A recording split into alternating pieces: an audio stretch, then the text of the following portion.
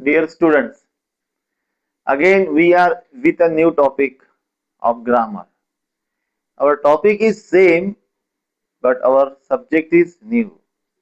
Yes, we are studying tense with new subject, with new title. And the title is Perfect Continuous Tense. Yes, Perfect Continuous Tense. देखिए, पिछले एक महीने से हम tense पढ़ रहे हैं। टेंस से रिलेटेड बहुत से वीडियो यूट्यूब पर आ चुके हैं।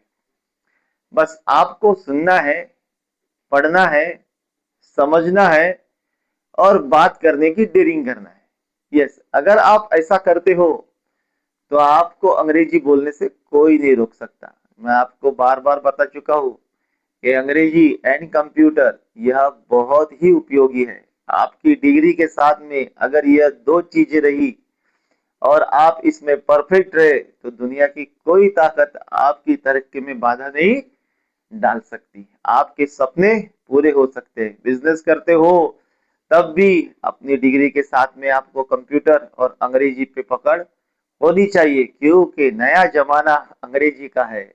आज के बच्चे अंग्रेजी में बात करते हैं। अगर आप व्यापार करते हो और आपको अंग्रेजी नहीं आती तो बच्चों को अब मराठी, हिंदी यह नहीं समझ में आती है, अंग्रेजी समझ में आती है। Understood?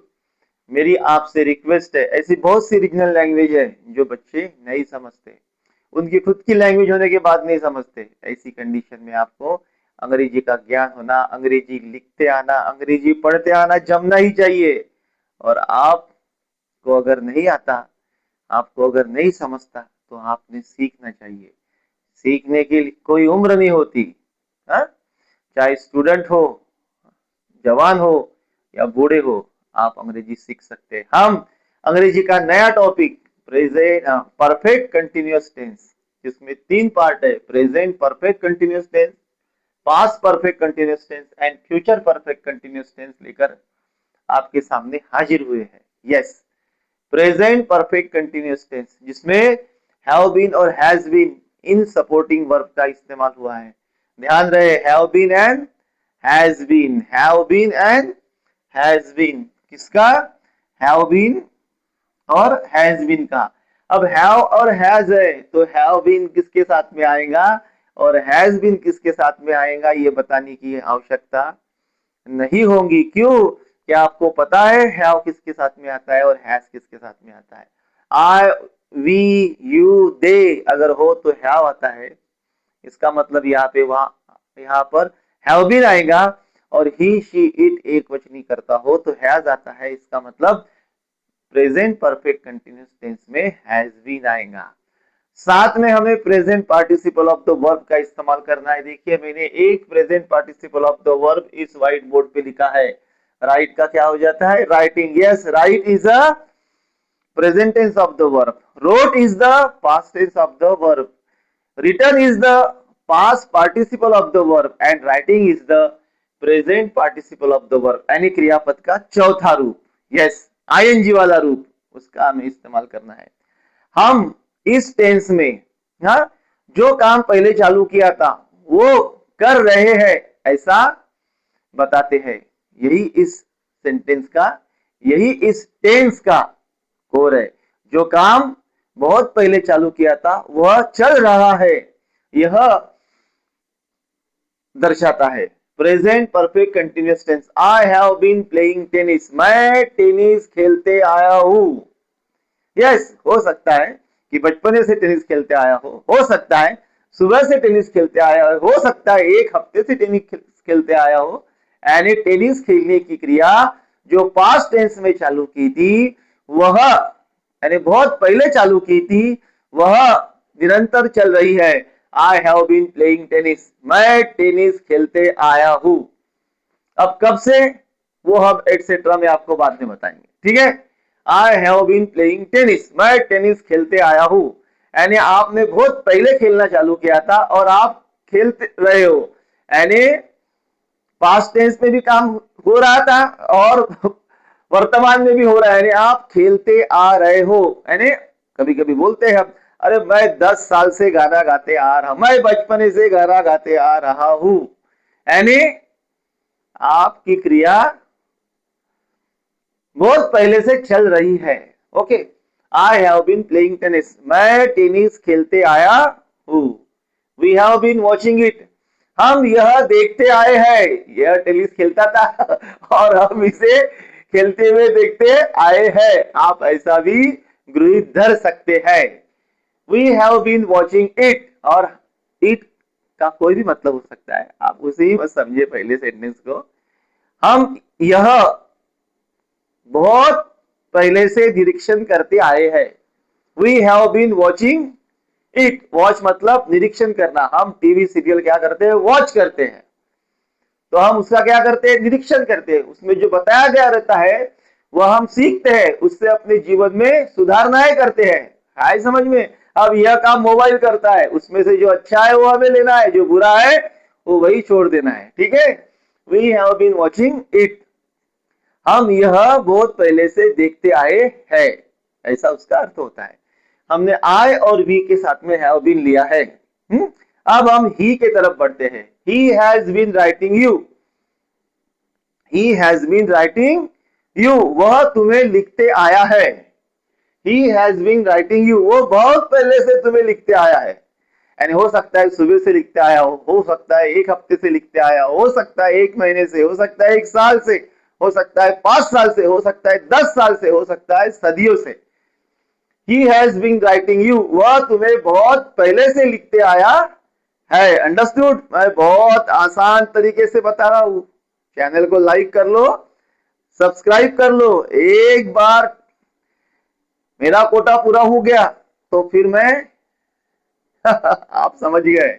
Yes, he has been writing you, वह तुम्हें बहुत पहले से लिखते आया है। She has been requesting us, वह हमें बहुत पहले से विनती करती आई है? अब मैंने इसमें समय फिक्स नहीं किया है, वो एटसेट्रा में हम पढ़ेंगे, सीन्स होता है, फॉर होता है, और भी कुछ आते हैं, देखेंगे। She has been requesting us, वह हमें विनती करती आई है। You have been calling them, तुम उन्हें, you have been calling them, तुम उन्हें पुकारते आए हो। यह हो सकता है कि फोन से कॉल करते आए हो।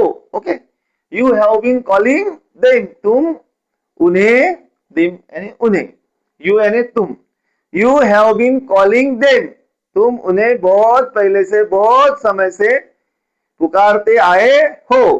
ठीक है, they have been making idols, देखो the days of making idols has come near, नजदीक आ गए ना, मूर्तियां बनना चालू हो गई है, तरह तरह की मूर्तियां बनना चालू हो गई है। यस, हो गई है। they have been making idols, वह मूर्तियां बनाते आए हैं। they have been making idols, वह मूर्तियां बनाते आए हैं। 1 महीने से हो सकता है, 1 दिन से हो सकता है, 1 हफ्ते से हो सकता है, 1 साल से आए हो सकता है। they have been making idols, वह मूर्तियां बनाते आए हैं। यह हो गया हमारा प्रेजेंट परफेक्ट कंटिन्यूअस टेंस, जिसमें बहुत पहले से क्रिया चलती आ रही है। ओके, अब हम पास्ट परफेक्ट कंटिन्यूअस टेंस की तरफ बढ़ते हैं।